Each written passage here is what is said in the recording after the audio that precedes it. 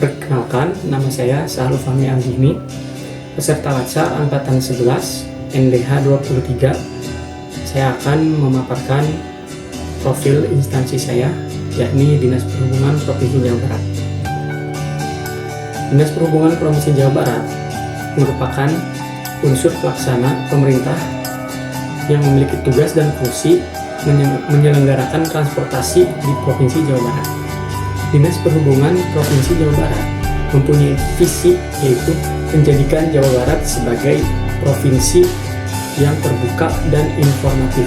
Dan Dinas Perhubungan Provinsi Jawa Barat mempunyai misi yang pertama, mewujudkan pemerintah yang baik, bersih, dan bertanggung jawab. Yang kedua, membangun forum koordinasi PPID kabupaten dan kota dengan solid. Kami siap menjalankan sasaran misi untuk mewujudkan transportasi juara melalui peningkatan konektivitas wilayah demi mempercepat pertumbuhan dan pemerataan pembangunan di Provinsi Jawa Barat. Dalam penyelenggaraannya, Dinas Perhubungan Provinsi Jawa Barat memiliki tugas pokok sebagai pelaksana urusan pemerintah di bidang transportasi yang meliputi yang pertama, bidang lalu lintas, dan bidang angkutan darat untuk urusan transportasi darat. Kemudian ada bidang pelayaran untuk urusan transportasi laut, dan ada juga kemudian bidang perkeretaapian dan pengembangan transportasi untuk bidang yang mengurusi kereta api dan pengembangan transportasi yang menjadi kewenangan Provinsi Jawa Barat. Dengan mempertimbangkan luasnya wilayah Jawa Barat dan untuk menunjang tugas yang diemban, karena itu Dinas Perhubungan Provinsi Jawa Barat membagi dan menempatkan 4 UPTD di seluruh wilayah Jawa Barat. Yang pertama ada UPTD Pengelolaan Prasarana Perhubungan Lalu Lintas dan Angkutan Jalan wilayah 1, di mana di wilayah 1 ini mencakup Kabupaten Bogor, Kota Bogor, Kabupaten Bekasi, Kota Bekasi, Kabupaten Sukabumi, Kota Sukabumi, Kota Depok, dan Kabupaten Karawang. Kemudian ada UPTD Pengelolaan Prasarana Perhubungan Lalu Lintas dan Angkutan Jalan wilayah 2 yang meliputi Kota Bandung, Kabupaten Bandung, Kabupaten Bandung Barat, kemudian Kota Cimahi, dan Kabupaten Sumedang, serta Kabupaten Purwakarta. Kemudian ada UPTD Pengelolaan Prasarana Perhubungan Lalu Lintas dan Angkutan Jalan di wilayah 3, yakni meliputi wilayah Kabupaten Garut, Kabupaten Tasikmalaya, Kota Tasikmalaya, Kabupaten Ciamis, Kota Banjar, dan Kabupaten Pangandaran.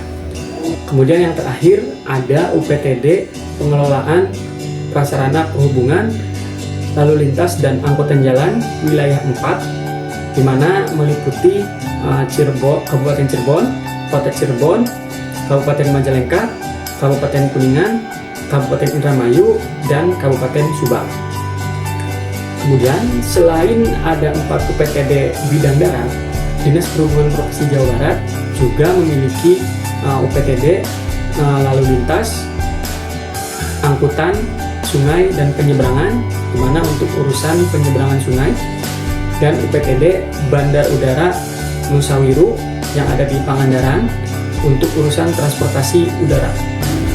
Lalu dalam bidang angkutan jalan tempat saya bekerja, ada 2 pelayanan yang diberikan, yaitu yang pertama ada layanan perizinan angkutan, di mana outputnya adalah surat rekomendasi perizinan untuk angkutan antar jemput dalam provinsi atau AJDP. Kemudian ada antar jemput antar provinsi atau AJAP. Kemudian ada antar kota dalam provinsi atau AKDP. Lalu kemudian ada angkutan pariwisata, kemudian ada taksi, kemudian ada angkutan sewa khusus, dan yang terakhir ada angkutan barang. Lalu kemudian yang kedua ada layanan pembuatan kartu khusus untuk Metro Jabar Trans, di mana sasarannya adalah pelajar, lansia, dan penyandang disabilitas. Di mana dalam kartu tersebut nantinya mendapatkan potongan tarif 50% dari harga seluler jika mereka dalam kategori tertentu menaiki bus Metro Jabar Trans. Sementara itu, untuk keterkaitan tugas dengan visi misi Dinas Perhubungan Provinsi Jawa Barat adalah informasi perizinan yang dibuka melalui sistem layanan publik juga mendukung visi dari Dinas Perhubungan, yaitu Jawa Barat sebagai provinsi yang terbuka dan informatif. Kemudian penerapan subsidi 50% untuk kalangan tertentu, yaitu pelajar, disabilitas, dan lansia adalah bentuk nyata tanggung jawab pemerintah terhadap masyarakat yang rentan yang memang harus diperlakukan secara khusus sesuai dengan misi, yaitu pemerintah yang baik, bersih, dan tanggung jawab. Kemudian untuk melaksanakan tugas dengan baik, menurut saya harus diterapkan proses yang lebih efisien. Contohnya menerapkan standarisasi penulisan lintasan trayek oleh pemohon ketika mengajukan permohonan perizinan angkutan, khususnya AKDP, AJDP, dan AJAP yang ada memang lintasan trayeknya. Kemudian menurut saya diperlukannya dashboard yang bisa diakses oleh seluruh pemohon, di mana pemohon dapat melacak permohonan yang mereka sampaikan dan mereka mengetahui sudah sampai mana dan di tahap apa, sehingga keterbukaan informasi itu tercapai. Sekian dari saya. Wassalamualaikum warahmatullahi wabarakatuh.